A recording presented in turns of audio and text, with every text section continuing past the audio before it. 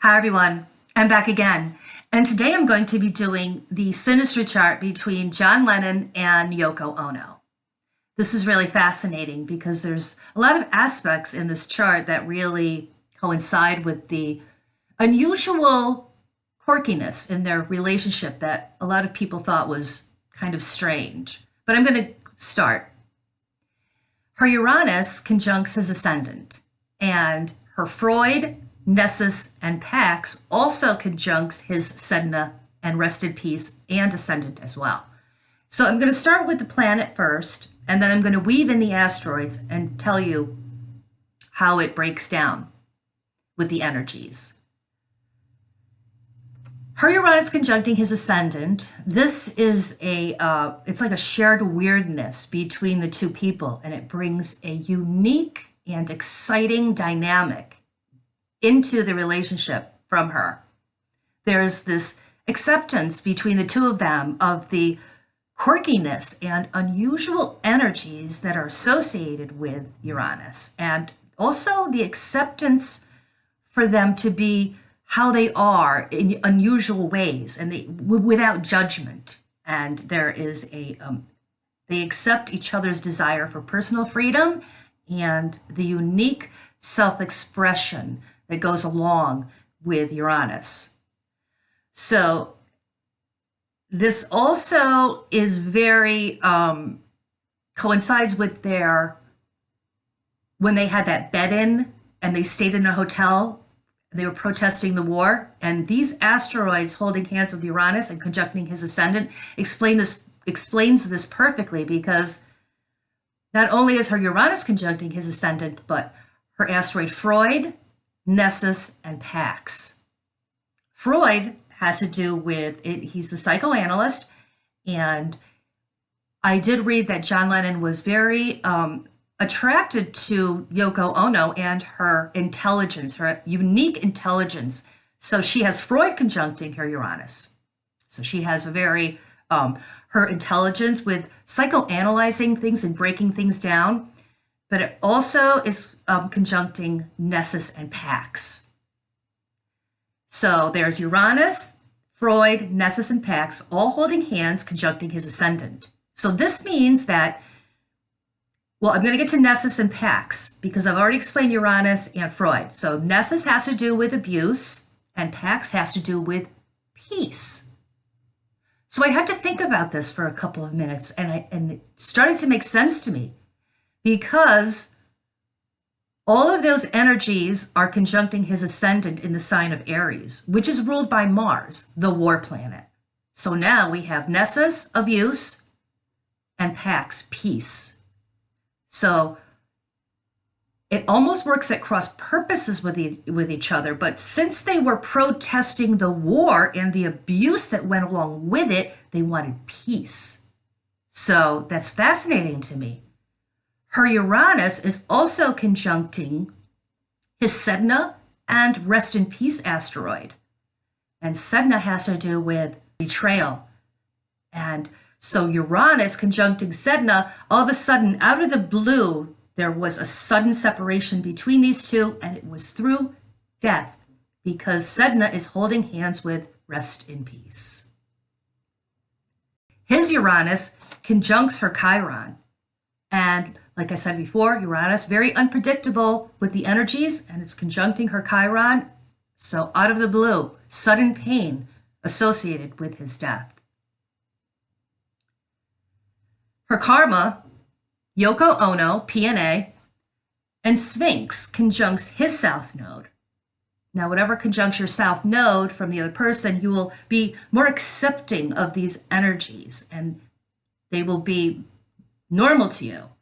So karma is conjuncting his south node. There's this karmic connection between the two of them, because Yoko Ono is conjuncting his south node as well as Sphinx. So he thinks that she is a mystery, and in a very attractive way.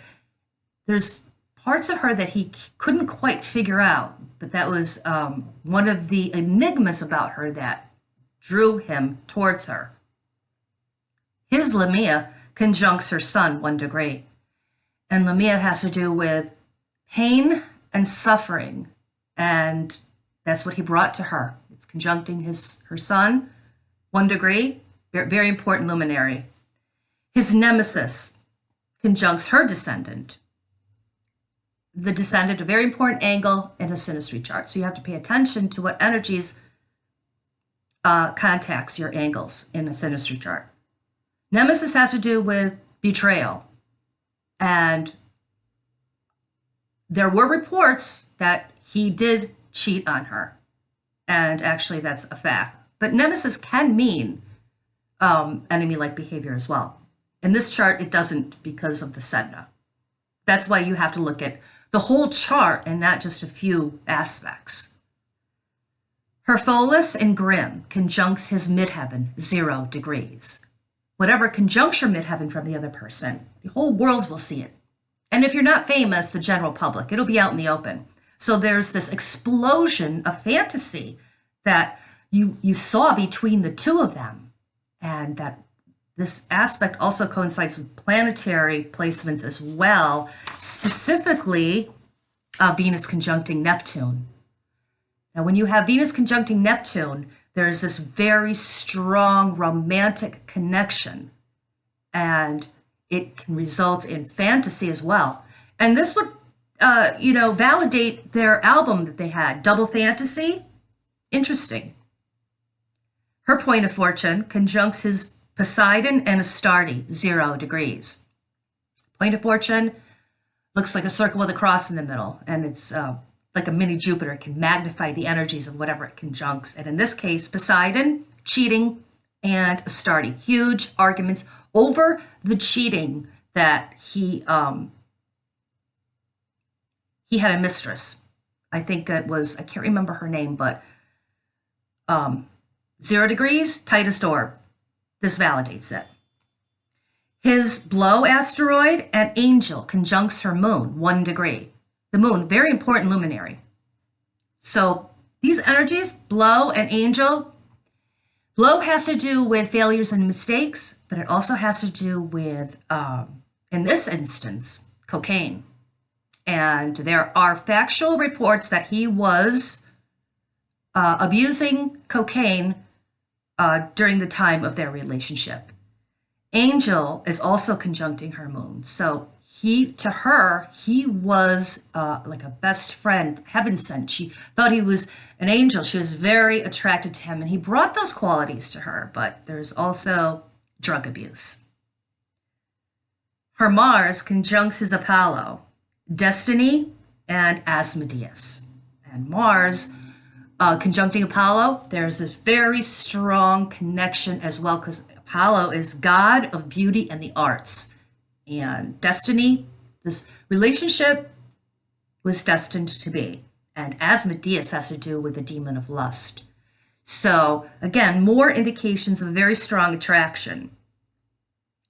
Now her Sappho conjuncts his North Node, 0 degrees. And whatever conjuncts your North Node from the other person, that will be the theme of the relationship. Sappho has to do with highbrow eroticism, coinciding with music and the arts. So that also makes sense to me and is validated by the chart. Her Taureau conjuncts his descendant and the asteroid Prey.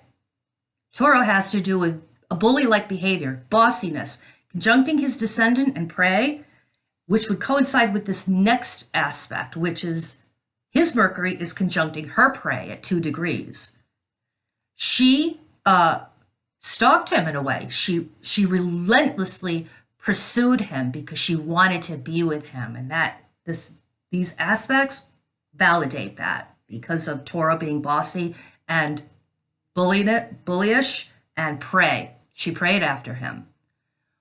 Also, which I didn't mention, is his vertex conjuncts her ascendant, and this is fate as well. It's a very intense, again, very intense attraction and fate. Now, in his natal chart, his Venus conjuncts the asteroid Euterpe, and Euterpe has to do with music. Venus is the love planet, so he loved music. And in her natal chart, her Venus conjuncts the asteroid Singer in the sign of Aquarius, which was ruled by Uranus. Interesting. This would coincide with her, the way she sings. To some people, it's like nails on a chalkboard. And that would coincide with Uranus, because Uranus, like I said before, very quirky, very unusual creative abilities or the way you express yourself. So she loves to sing, and when she does, a lot of people plug their ears. And like I said, he didn't mind this quirky singing of hers, because if you see them two together in the studio, she's belting away, with her voice in weird pitches, and he's just singing there, strumming along on his guitar. And he's like, oh, it sounds normal to me, which would coincide with her Uranus conjuncting his ascendant. So that's all I have today, and I will be back shortly with other synastry charts. So if you're interested, stay in the loop and hit the subscribe button. Have a nice day.